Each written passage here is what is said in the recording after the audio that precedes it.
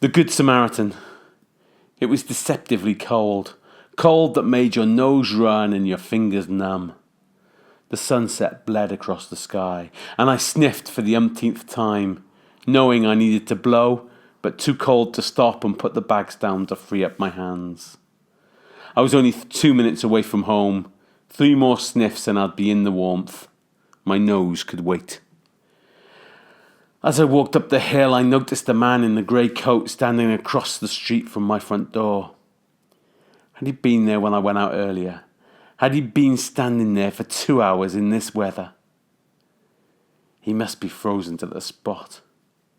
He was a tall man with a slight stoop, greying hair but a big bushy black beard.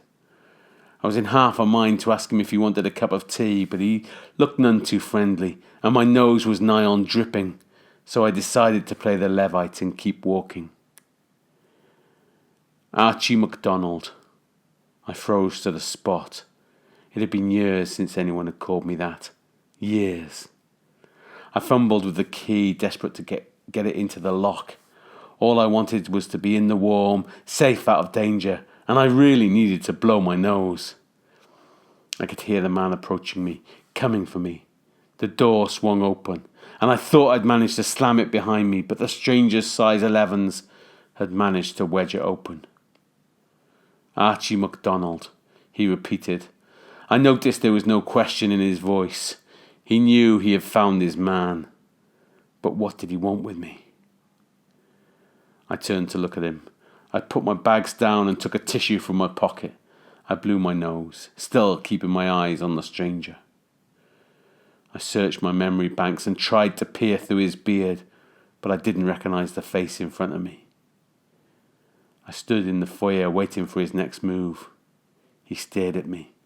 Was there half a smile on his face? "What do you want?" I said. He moved his hand across his chest into the inside pocket. I tensed.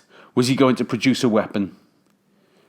He didn't. Instead, he pulled out an ID card and flipped it open. It was the type I'd seen hundreds of times before. One like I used to own back when I was Archie MacDonald. I relaxed a little. The stranger was friend, not foe. "You'd better come in," I said, picking up my bags and heading towards my flat. "Do you want a cup of tea?" It looked like I was going to play the Good Samaritan after all.